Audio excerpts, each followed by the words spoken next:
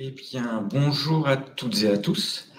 Ludivine et moi sommes ravis de vous accueillir pour ce premier webinaire sectoriel consacré au secteur bancaire et aux résultats des banques 2022. Nous vous remercions évidemment de partager ce moment avec nous. Je vais me présenter rapidement. Donc, je m'appelle Jean-David Dolly. Personne n'étant parfait, j'ai moi-même été banquier pendant une quinzaine d'années avant de rejoindre Secafi il y a 8 ans. Et je travaille donc au sein des services financiers avec Ludivine sur des missions d'expertise économique, stratégique et de réorganisation. Ludivine. Bonjour à tous, Ludivine Aigretot, Secafienne depuis maintenant 20 ans et toujours très fidèle au secteur bancaire depuis ces nombreuses années. Et je travaille effectivement plus spécifiquement sur des missions d'ordre économique, financier, mais également sur les aspects un peu plus sociaux, et on aura l'occasion par ailleurs d'en parler lors de cette présentation. Alors l'idée de ce webinaire, c'est de vous raconter l'histoire des résultats des banques sur la séquence 2021-2022 et de vous donner des clés de lecture des résultats 2022 ainsi que des perspectives 2023. Et par ailleurs, on attirera votre attention sur certains points qui nous semblent pouvoir s'appliquer au secteur bancaire en France. Et nous verrons tout au cours de cette présentation que la lecture directe des résultats 2022 ne permet pas totalement d'envisager le changement de paradigme macroéconomique qui est intervenu au cours de l'année 2022 et qui, selon nous, devrait conditionner non seulement les résultats à moyen terme, mais aussi des possibles adaptations des organisations, des politiques sociales et des conditions de travail dans les établissements bancaires. Par choix un peu arbitraire, nous n'allons pas présenter in extenso toutes les diapositives que nous allons projeter, mais nous aurons à la fin de ce temps de présentation un temps d'échange au cours duquel nous pourrons revenir sur certaines de vos questions, que nous vous invitons à poser dans le chat au fur et à mesure de la présentation. Alors, très rapidement, pour ceux d'entre vous qui ne nous connaîtraient pas, je présente rapidement le cabinet et les dispositifs que Secafi a mis en place pour vous accompagner dans la compréhension, l'anticipation et la préparation de ces enjeux. Donc Secafi est leader en France sur l'accompagnement des instances représentatives et nous fêtons cette année nos 40 ans d'existence. Nous avons la chance de travailler chaque année avec environ 1600 CSE qui nous font confiance. Nos équipes sont pluridisciplinaires afin de vous accompagner au mieux pour favoriser le développement harmonieux de l'entreprise tout en veillant aux équilibres économiques, sociaux et environnementaux. Nos 4 grands domaines d'intervention sont la formation, les missions d'expertise et de conseil que vous connaissez pour certains d'entre vous, des missions récurrentes et non récurrentes, et l'assistance à la négociation, pour vous aider à construire de meilleurs accords. Et je vous propose qu'on démarre cette présentation en faisant un retour rapide sur l'année 2021, qu'on pourrait nommer comme l'année d'alignement des planètes pour quasiment tous les métiers de la banque. Si on rappelle les déterminants de cet alignement, on est dans un contexte de taux bas, d'une inflation qui est inexistante, des liquidités qui sont abondantes. On assiste à un fort rebond post-crise sanitaire et on a des marchés financiers qui se portent relativement bien. Et cela s'est globalement traduit, on le voit dans les graphiques à droite, dans les résultats des groupes bancaires, que ce soit tant en termes de croissance des revenus que de diminution des coefficients d'exploitation et de la charge de risque, à des niveaux exceptionnellement bas en 2021. En 2022, nous sommes dans une toute autre configuration. Nous le verrons tout au long de cette présentation. Cette année 2022, elle se découpe en 2 temps. En termes macroéconomiques, cela se traduit par un début d'année qui est dans le sillage de l'année 2021, avec une inflation qui certes progresse, mais que les économistes considèrent comme très passagère, et nous sommes toujours dans un contexte de taux qui est toujours très bas. L'un des déclencheurs du changement macroéconomique et financier est bien sûr, malheureusement, le début de la guerre en Ukraine, dont on voit les effets sur les activités bancaires, principalement au second semestre 2022. Ce second semestre, il ouvre clairement une nouvelle ère bancaire, caractérisée par une inflation élevée et des taux d'intérêt, on voit, qui sont en hausse très rapide. Les conséquences de ce changement, ils sont visibles dans les graphiques que l'on vous présente en diapositive 5 et en diapositive 6. La première d'entre elles étant le relèvement des taux par les banques centrales, qui est la traduction en fait d'un resserrement des politiques monétaires en réponse à la pression inflationniste. Et la seconde, c'est une volatilité importante des marchés, notamment les marchés de matières premières, de taux et de devises. Alors, dans cet environnement dont vous avez compris que finalement, sur les 3 dernières années, il est fait de 3 années successives de volatilité des conditions macroéconomiques et qui donc, chaque année, interroge sur la soutenabilité des résultats qui sont extériorisés par les banques. Donc, dans cet environnement, les résultats 2022 des banques sont bons, avec notamment de belles croissances des revenus. C'est ce que vous voyez, ou en tout cas j'espère, dans le tableau qui est sur cette slide 7. En cumulé, les 4 grands groupes bancaires français voient leurs revenus progresser de plus 6%. Rappelons-nous que nous venons de périodes dans lesquelles la croissance des revenus était contrainte jusqu'en 2020. On constate dès à présent que les groupes bancaires américains ont souffert en avance de phase, comme c'est souvent le cas, du retournement des conditions. Ils affichent des baisses de PNB fortes en lien avec les activités de banques d'investissement. C'est ce qu'on voit notamment pour Goldman Sachs, qui affiche un recul de son PNB de 20%, ou JP Morgan, qui ne progresse que de 5,8%, comparé à un BNP qui va progresser de 9%, ou un Société Générale qui fait quasiment pareil. Les groupes bancaires ont profité au niveau mondial de manière inégale de la hausse des taux. Rappelons que à terme, cette hausse des taux, elle est favorable aux revenus des banques. Elle est favorable à la marge de dépôt, qui jusqu'à présent était un coût, et elle détend les marges de crédit. Néanmoins, dans la période de remontée des taux, et notamment en France, on voit que certains acteurs ont souffert en lien avec le taux d'usure et la remontée des taux de l'épargne réglementée. On voit que ce n'est pas le cas pour les acteurs européens hors France. Je pense notamment à Santander, qui a vu ses revenus progresser de plus 12%. Et cette remontée des taux, elle a également eu un impact positif sur la marge d'intérêt des groupes bancaires américains, mais qui a été contrebalancé par le recul de leurs revenus de banque d'investissement sur lesquels nous allons revenir. Alors cet impact sur les banques américaines, il est encore plus visible lorsqu'on regarde les variations de la rentabilité des capitaux investis que vous trouvez dans le graphique de gauche, dans la présentation de cette diapositive. Néanmoins, même dans ces conditions adverses, les banques américaines continuent à être sensiblement plus rentables que les banques européennes, ce qui est visible dans le graphique de droite, le graphique à bulles, où on voit très clairement qu'elles prédominent dans la partie haute de ce graphique à bulles. Alors, il n'en demeure pas moins que les rentabilités sont restées élevées en 2022, à l'image de 2021, au coût du risque près. Et l'expression est un euphémisme, puisque le retour du coût du risque après une année 2021, je le disais tout à l'heure, qui était atypiquement basse, et bien ce retour au coût du risque, il est notable sur l'année 2022. D'autant qu'il est de moins en moins prospectif et donc de plus en plus avéré. Et ce risque avéré a été d'autant plus important sur les 2 derniers trimestres de l'année 2022. Et on le constate aussi en PNB négatif à travers les risques de syndication. Oui, alors c'était un risque que d'aucuns pensaient qu'il avait quasiment disparu. Juste un petit point pédagogique, le risque de syndication se matérialise lorsque la banque prend dans son bilan un financement et que elle le place en attente dans son bilan, en attente de le distribuer à d'autres acteurs bancaires. Si dans ce temps d'attente, les conditions macroéconomiques se retournent, il se peut qu'elles doivent distribuer ces tranches de financement syndiqué à un prix inférieur à ce qu'elle avait prévu, et elle va devoir alors constater un coût du risque en PNB négatif.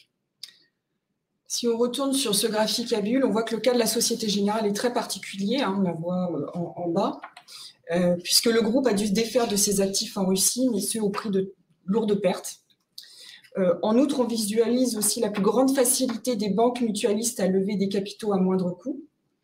Elles sont surcapitalisées comparées à un groupe de pairs européens ayant un core tier 1 autour de 14% et donc par voie de conséquence qui sont moins rentables. Alors, sur la slide suivante, on vous présente également un paysage sous un autre angle, celui de la productivité des RWA. Pour mémoire, les RWA ou en français actifs pondérés par les risques, sont une estimation du risque embarqué par les banques dans leur bilan et qui servent à déterminer leur niveau minimum de fonds propres. C'est ce qu'on appelle le ratio Core Tier 1 1 ou CET1 1. Ça traduit simplement le fait qu'il est moins risqué de prêter à l'État français qu'à une PME un petit peu fragile. Et donc, dans ce graphique, on voit la capacité des banques à optimiser la productivité de leurs actifs, à gérer leurs risques, donc via le ratio PNB par RWA qui se trouve en abscisse, tout en extériorisant une rentabilité via le coefficient d'exploitation qui se trouve en abscisse. Oui, le PNB sur RWA est en ordonnée. Il témoigne aussi, il faut le lire, au prisme des différents modèles économiques des banques, puisque les activités de conseil consomment moins de capitaux et donc embarquent moins de risques. On le voit sur Morgan Stanley, par exemple, et impliquent des structures de coûts un petit peu plus lourdes, car les métiers de conseil sont des métiers à rémunération plus élevée.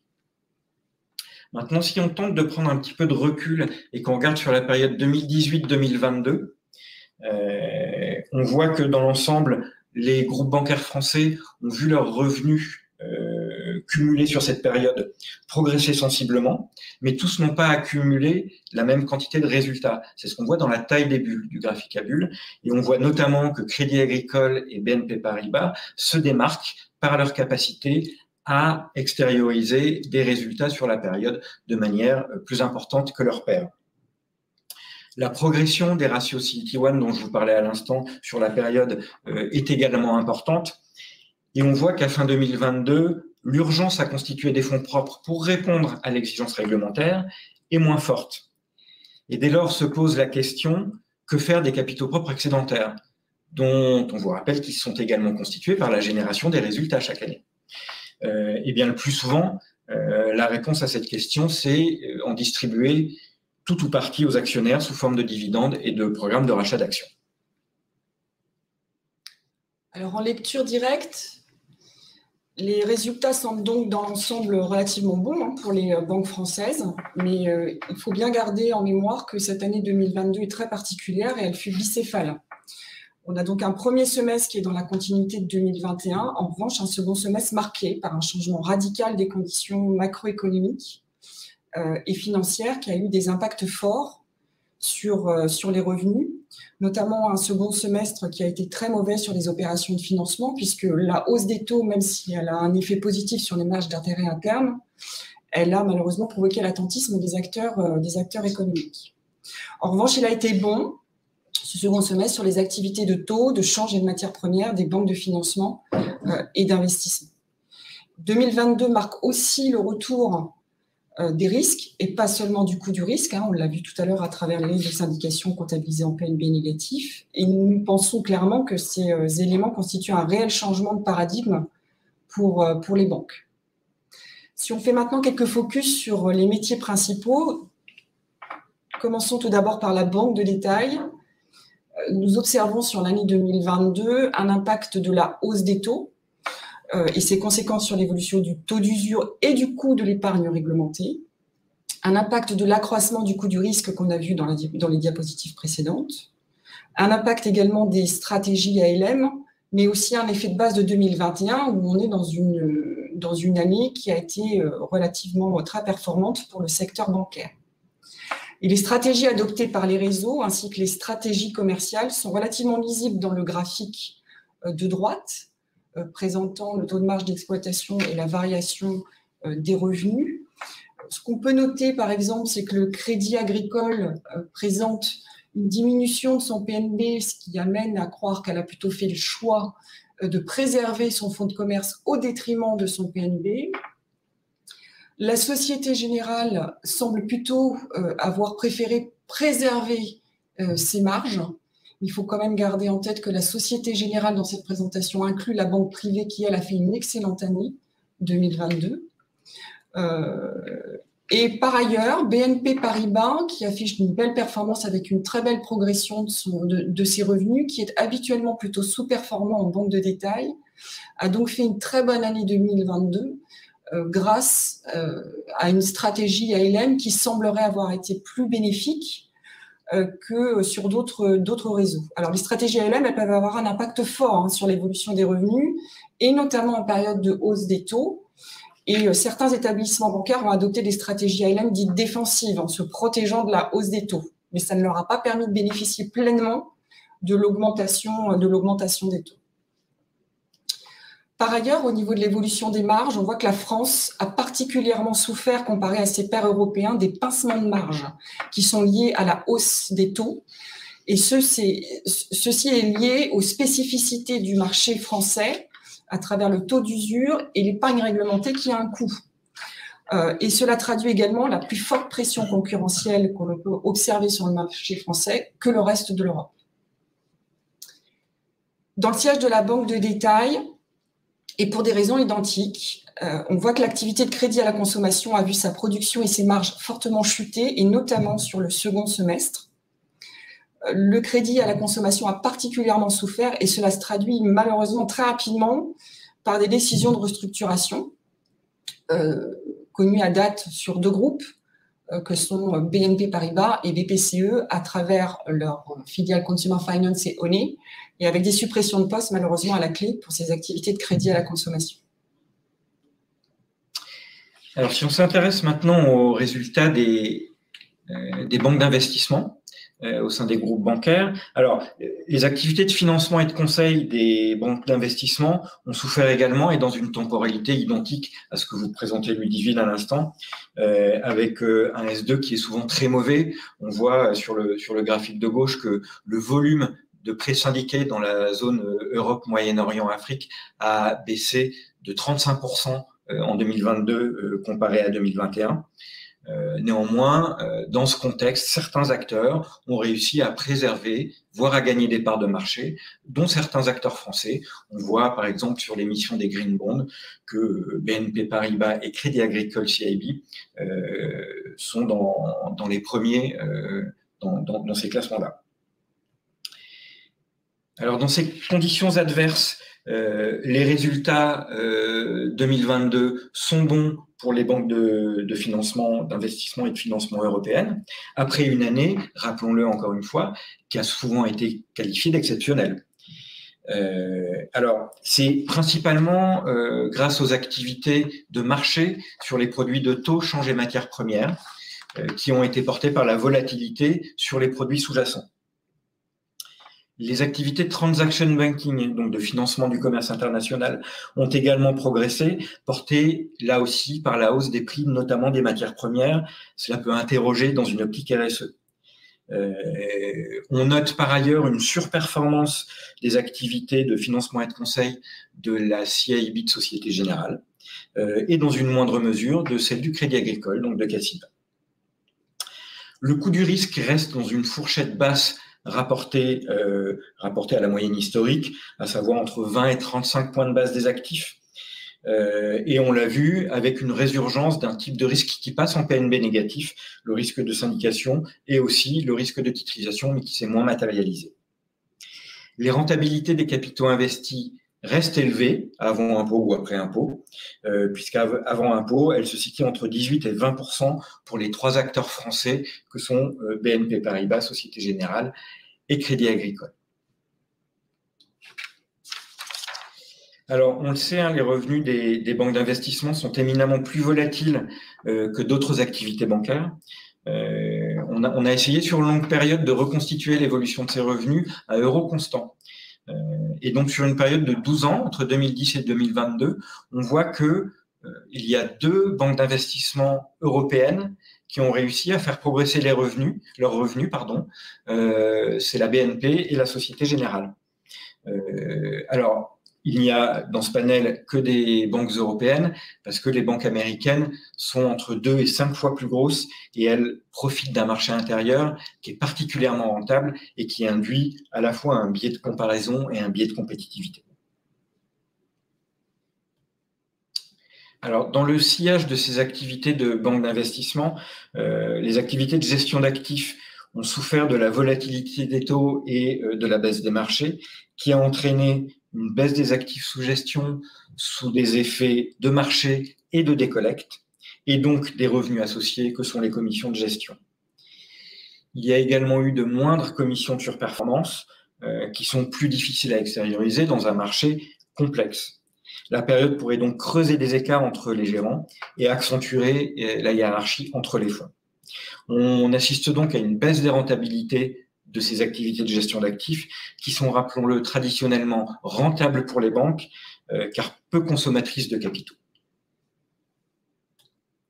Alors, on peut pas s'empêcher de faire un point sur l'actualité un peu brûlante. Est-ce qu'il faut avoir peur d'une crise de liquidité mondiale?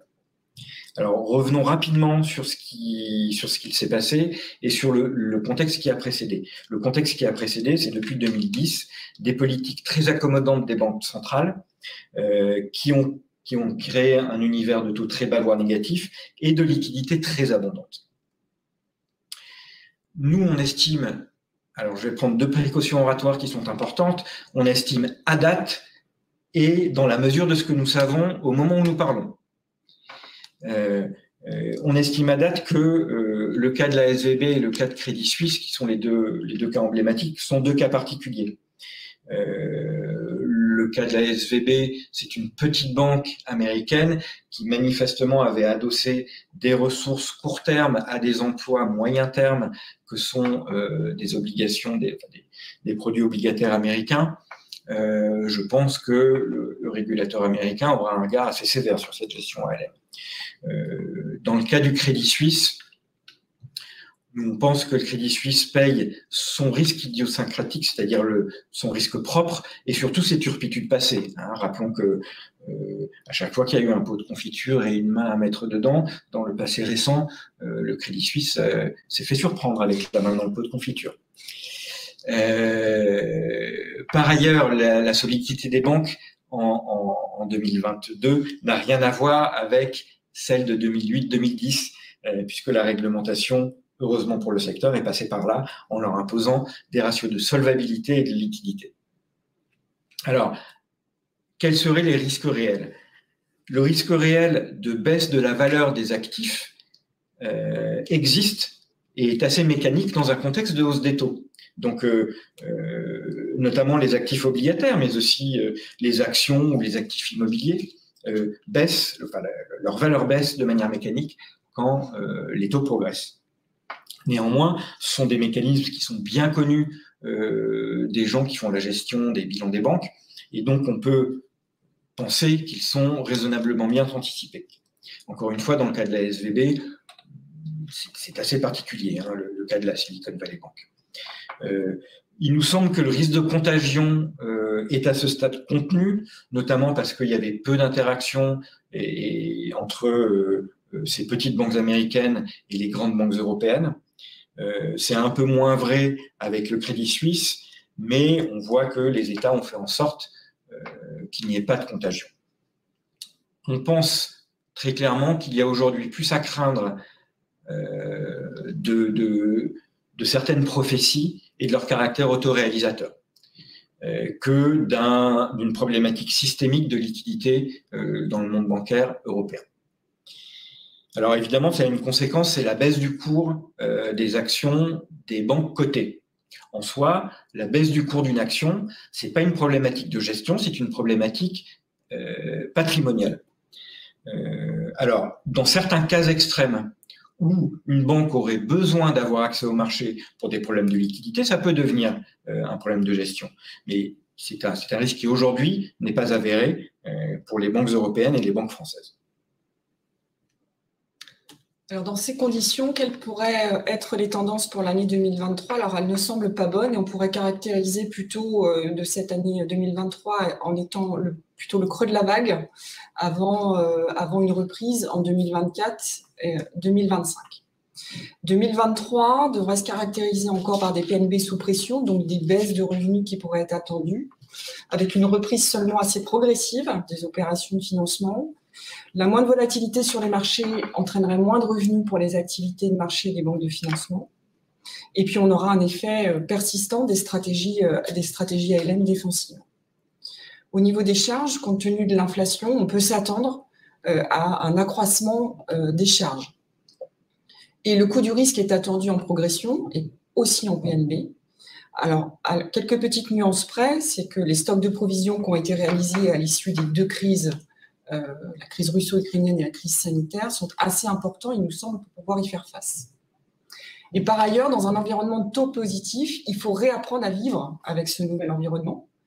Donc, ça veut dire de nouvelles stratégies ALM, nouvelles tarifications, et puis collecter également à nouveau des dépôts qui, avant, on emploie cette réflexion, brûler les mains des banques ces dernières années parce que coûteux pour les banques. Quels peuvent être les points d'attention et les conséquences possibles dans ce contexte particulier? Alors, on a extériorisé 3 items, nous ne sommes peut-être pas complets, mais un des premiers, c'est les rémunérations qui pourraient être sous tension. Dans un contexte où l'inflation étant forte, on peut s'attendre à un accroissement des charges et donc les banques vont se positionner plutôt dans une volonté de gestion rigoureuse de leurs charges, donc les maîtriser au maximum. Et il peut y avoir évidemment un risque, malheureusement, de négociations annuelles obligatoires faibles, avec à la clé des pertes de pouvoir d'achat. Par ailleurs, dans un contexte où la conquête en 2023 sera rendue beaucoup plus difficile du fait d'une production de prêts immobiliers moindre, sachant que c'est un levier de captation de nouveaux clients, il nous semble important d'adapter les rémunérations variables et veiller à ce que les objectifs commerciaux soient adaptés à cette nouvelle conjoncture particulière. Alors, concernant l'emploi, quels peuvent être les points d'attention? Alors, il nous semble en France que les grands mouvements de restructuration entraînant des suppressions de postes massives sont plutôt derrière nous. Contrairement aux États-Unis, où les banques d'investissement notamment ont récemment annoncé des suppressions de postes importantes et qui par ailleurs sont coutumières d'une forme de stop and go plus qu'en France. Néanmoins, de manière plus ciblée, certains métiers, et on a vu le crédit à la consommation dont Ludivine vous a parlé tout à l'heure, pourraient pâtir de contre-performance.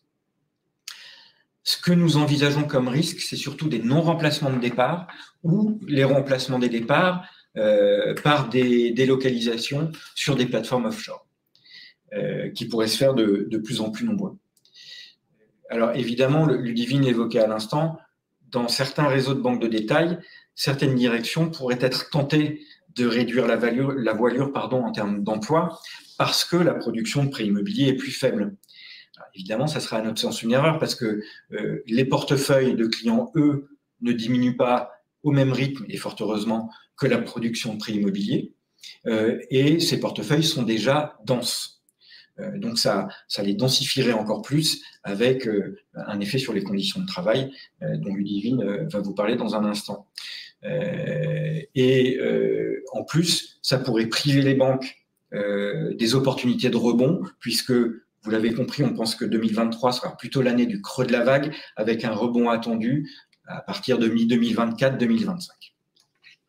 Donc oui, un risque sur les conditions de travail, des conditions de travail qui pourraient possiblement être dégradées par l'ensemble des mesures d'économie qui pourraient être adoptées par les groupes bancaires, moins de remplacement de départ, moins d'embauche et plus de délocalisation. Et ça pourrait se cumuler avec des situations existantes qui sont déjà parfois complexes, avec des difficultés de recrutement qu'on a pu identifier ces 2 dernières années qui entraînent des taux de vacances qui peuvent être relativement élevés selon les réseaux.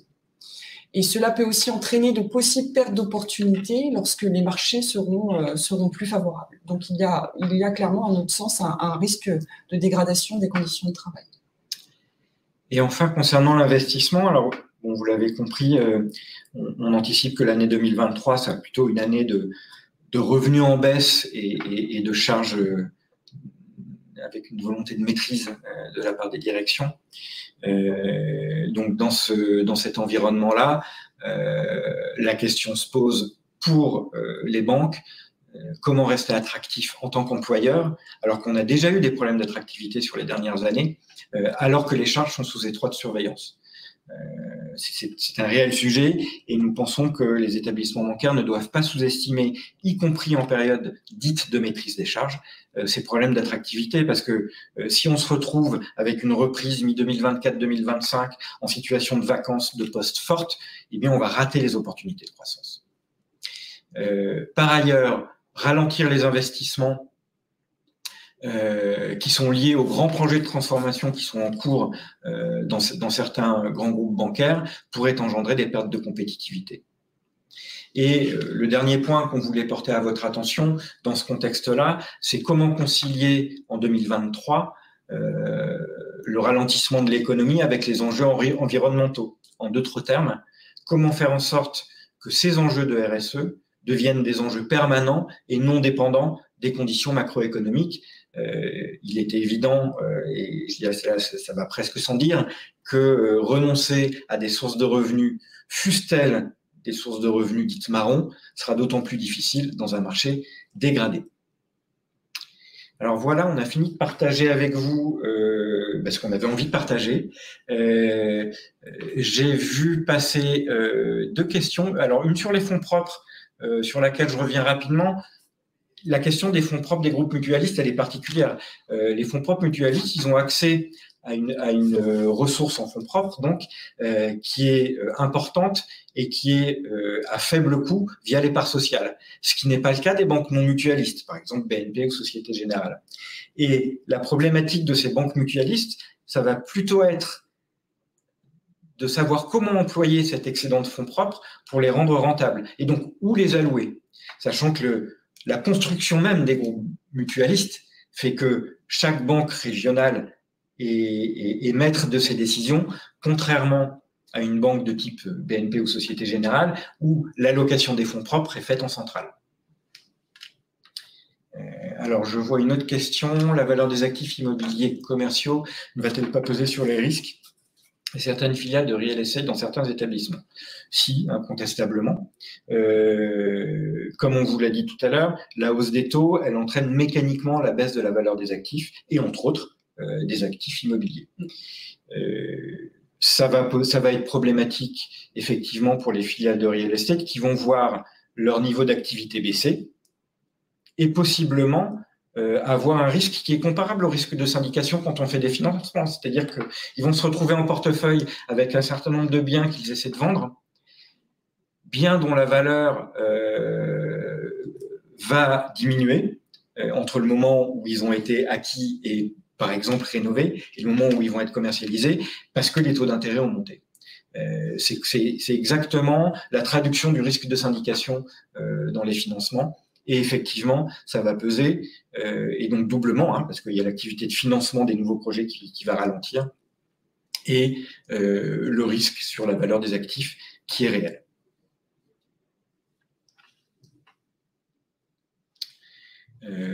Pour mémoire, on anticipe tout de même une reprise des opérations de financement d'une manière générale, une fois que les taux se seront stabilisés. C'est-à-dire une fois que les banques auront cessé de courir entre le taux vendu et le taux d'usure, pour le dire simplement. Comment améliorer le partage de la valeur? C'est une bonne question et c'est variable selon les établissements. D'une manière générale, je vous l'ai dit, il faut, à notre sens, que les établissements gardent en tête qu'ils doivent continuer à rester attractifs et à réussir à recruter. Et donc, ça veut dire, dans un contexte inflationniste, continuer des NAO qui ont été plus généreuses que par le passé. On sait que sur la période 2015-2020, les NAO des banques n'ont pas été particulièrement généreuses. Elles ont été un petit peu plus à la faveur de la période inflationniste et pas à la hauteur de l'inflation, donc il y a eu des pertes de pouvoir d'achat. Il faut des NAO plus fortes. Il faut aussi des arbitrages entre la rémunération des actionnaires et la rémunération des salariés. Il y a deux banques, alors ce sont deux cas différents, mais BNP a extériorisé cette année des plus-values exceptionnelles sur des cessions d'actifs, en l'occurrence Book of the West. Ils en ont distribué une grande partie aux actionnaires. A contrario, Société Générale, qui elle a perdu de l'argent de manière assez sensible en devant se défaire de ses actifs russes un petit peu dans la précipitation, eh bien, elle a quand même décidé de rémunérer ses actionnaires via donc un dividende en numéraire et un plan de rachat d'actions. Je vous rappelle que pour avoir la vision de la rémunération de l'actionnaire, il faut bien cumuler ces deux aspects, qui représentent à peu près 130% du résultat net publié, mais qui ne représentent qu'un petit peu moins de 40% du résultat net sous-jacent, c'est-à-dire hors perte que eux considèrent exceptionnel dans la réussite. Donc, il y a un équilibre à trouver là-dedans qu'à notre sens, les banques n'ont pas encore trouvé. Alors, l'acronyme ALM, c'est Asset Liability Management. C'est un acronyme anglais et en français, c'est la gestion active du bilan ou gestion actif-passif. On entend par stratégie ALM défensive le fait que certains établissements bancaires, dans une période de taux très bas, voire négatifs, ont contracté des macro-couvertures pour les protéger contre la hausse des taux, notamment pour la protéger un petit peu contre la dévalorisation de la perte de valeur des actifs sous-jacents. Mais la contrepartie de ça, c'est que ça les empêche de profiter à plein de la hausse des taux sur la marge de dépôt. C'est-à-dire que concrètement, ces macro-couvertures, ça va fixer une limite haute à la rémunération des marges de dépôt. Parce qu'ils ont dit, l'option de couverture qui a été achetée, en gros, elle signifie pour la banque qu'au-delà d'une hausse des taux supérieure à 200 points de base, 2%, eh bien, on arrête de toucher la contrepartie de la hausse des taux sur la marge de dépôt. C'est ça une stratégie ALM défensive. Et typiquement, on le voit dans les résultats des banques c'est très banque de détail, ces stratégies ALM défensives. Et on le voit dans les résultats comparés, par exemple, du groupe Société Générale ou du groupe BNP. Manifestement, le groupe BNP a eu une stratégie ALM 2022-2023 plus adaptée à la hausse des taux.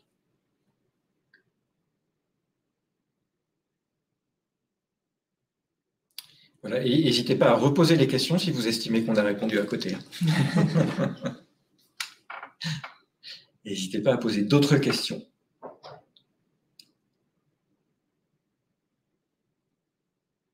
Pour revenir sur le partage de la valeur, je n'ai pas voulu rentrer dans les détails, mais par exemple, dans les accords de participation et d'intéressement, et ça irait de pair avec le fait de faire de la RSE un enjeu qui soit non dépendant de la conjoncture économique, on peut ajouter, ça commence à être pas mal le cas, des items relatifs à la RSE qui permettent de distribuer de manière peut-être un peu plus généreuse et un peu plus facile de l'intéressement et de la participation. On pourrait aussi imaginer, dans un monde qui n'est pas forcément celui dans lequel nous vivons aujourd'hui, qu'à chaque fois qu'une banque met en place un programme de rachat d'actions, elle met en place concomitamment un programme de rémunération exceptionnelle des salariés, qui serait la contrepartie du programme de rachat d'actions. Parce que concrètement, le programme de rachat d'actions, ça revient à distribuer des capitaux propres excédentaires. Donc, on pourrait militer pour que cette distribution de capitaux propres excédentaires, elle soit partagée entre les salariés et les actionnaires, sous une forme à définir, peut-être sous forme, pour les banques qui sont cotées, sous forme d'actions gratuites supplémentaires, sous forme de participation, d'intéressement exceptionnel. Voilà, l'imagination est au pouvoir en la matière. Je vois qu'il y a une question qui est en train d'arriver. Oui. Donc, on regarde l'écran avec attention, avec Ludivine.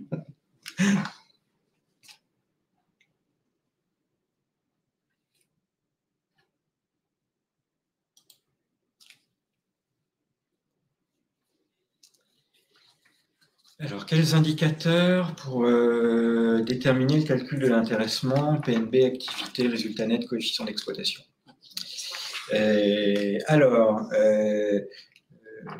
La croissance de l'activité est un bon indicateur. D'une manière générale, nous, on constate dans les banques que quand même, c'est beaucoup des indicateurs de rentabilité qui sont retenus, de rentabilité ou de profitabilité, qui sont retenus dans les calculs d'intéressement. Il faut que les banques se remettent dans une logique de croissance. Pendant pas mal d'années, dans un contexte de taux négatif, les banques ont géré ce que nous, on a souvent appelé une décroissance rentable. C'est-à-dire qu'ils ont supprimé des pans d'activité parce qu'ils estimaient que les capitaux qui étaient investis dans ces activités n'étaient pas suffisamment rentables. Donc, un indicateur de progression de l'activité, ça nous semble pas mal. On peut y ajouter aussi, comme je vous le disais, des indicateurs de RSE. Alors, ça dépend des indicateurs qui existent dans les banques et la taxonomie en la matière est en train d'évoluer. Donc, il n'y a pas d'homogénéité qui existe en la matière. Mais si, par exemple, il y a des revenus qui sont colorisés et qui sont déterminés comme étant verts, eh ben, la progression de ces revenus verts ou la part de ces revenus verts dans les revenus totaux peut être un indicateur intéressant aussi pour déterminer le calcul de l'intéressement. Divine. Quand il y a des indicateurs de profitabilité, c'est-à-dire de résultats d'exploitation ou de résultats nets, il faut faire attention. Alors moi, je préfère des rentabilités brutes d'exploitation, c'est-à-dire hors coût du risque, même si le coût du risque, ça fait partie de la vie de la banque. Hein. Il est quand même dépendant des stratégies sur lesquelles les salariés n'ont pas la main. Et donc, effectivement, oui, vous avez raison, l'enjeu, c'est la défense du pouvoir d'achat dans un contexte de baisse du résultat net. Donc, je pense qu'il faut regarder beaucoup des indicateurs de croissance d'activité. Et de croissance d'activité élargie, hein, parce que Ludivine le disait très bien tout à l'heure, il est évident qu'on va rentrer dans une phase où, dans les réseaux, par exemple, la production de prêts immobiliers va être moindre. Bon, il va falloir, dans les rémunérations variables, moins pondérer cet item-là au risque de pénaliser l'ensemble des salariés qui travaillent en front office dans les réseaux. Et si on intègre des éléments de rentabilité ou des profitabilité ou coefficient d'exploitation, qu'on les adapte aussi au contexte particulier. Alors, les stratégies ALM, nous, on vous parlait des stratégies ALM court terme. En fait, il y a deux types de stratégies ALM. Hein. Il y a des stratégies ALM court terme et long terme. Et elles se cumulent, elles ne sont pas exclusives l'une de l'autre. D'une manière générale, le fait que les banques aient des stratégies ALM défensives, on ne peut pas leur jeter la pierre parce que toutes les banques vivent quand même dans le spectre des crises de liquidité de 2008-2010 et donc se protègent contre cette hausse des taux rapides.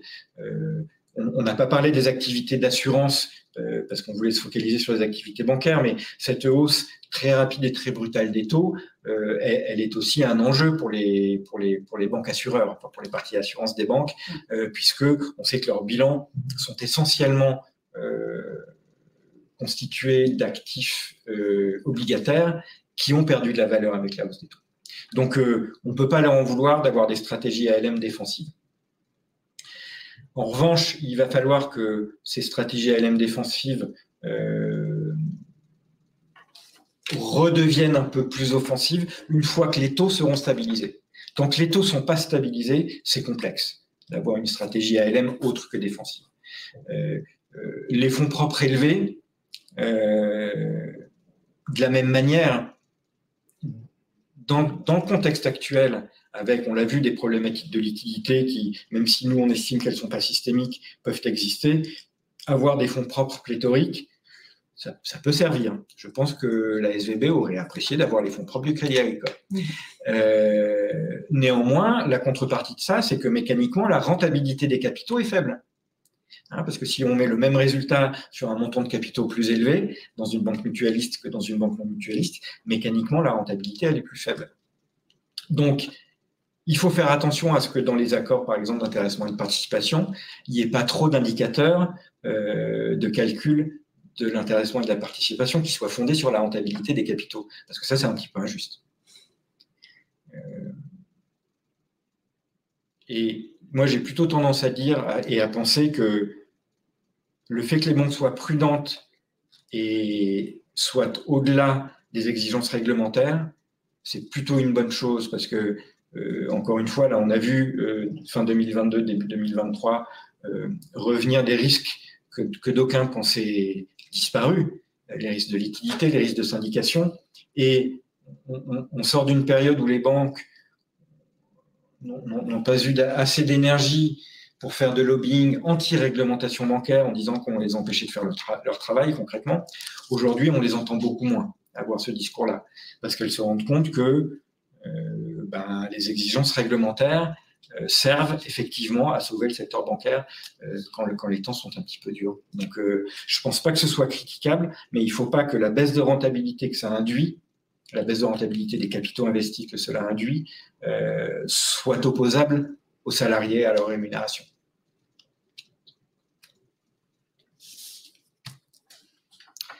Voilà, si vous avez d'autres questions, n'hésitez pas. De toute façon, alors je pense que ça vous sera communiqué, mais le support de présentation sera disponible et téléchargeable. Il y a nos coordonnées dessus. Donc, si vous avez des questions complémentaires, il ne faut pas hésiter à nous contacter en différé, je dirais. Je vois qu'il y a une question qui est en train de se rédiger.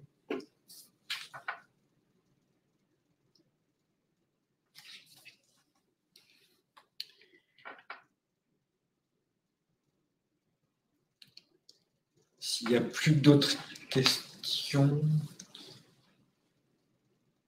Ah ben écoutez, c'était avec plaisir. Plaisir. Du coup, ça fait 45 minutes qu'on est ensemble. Si vous en êtes d'accord et s'il n'y a plus de questions, je vous propose qu'on mette fin à cette session. C'est nous qui vous remercions de votre présence. Merci beaucoup. C'était une première pour nous, donc on est content que ça vous ait plu. Oui, on est ravis. Et encore une fois, les supports de présentation seront disponibles, donc vous pourrez les télécharger. Et vous avez toutes nos coordonnées pour nous joindre, donc il ne faut pas hésiter. Oui, n'hésitez pas. Merci à tous. Merci à tous, on vous souhaite une bonne journée. Et bonne fin de journée.